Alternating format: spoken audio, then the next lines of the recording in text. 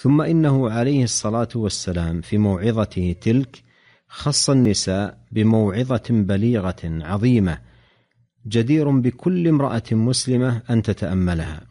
قال عليه الصلاة والسلام: رأيت أكثر أهلها النساء. قالوا: بما يا رسول الله؟ قال: بكفرهن. قيل: يكفرن بالله؟ قال: يكفرن العشير، إذا أحسن إليها بعلها ثم قصر مرة قالت: ما رأيت منك خيرا قط. فلتتق الله المرأة المسلمة ولتحافظ على صلاتها، ولتحافظ على صيامها، ولتحافظ على زكاة مالها، ولتحافظ على طاعة بعلها.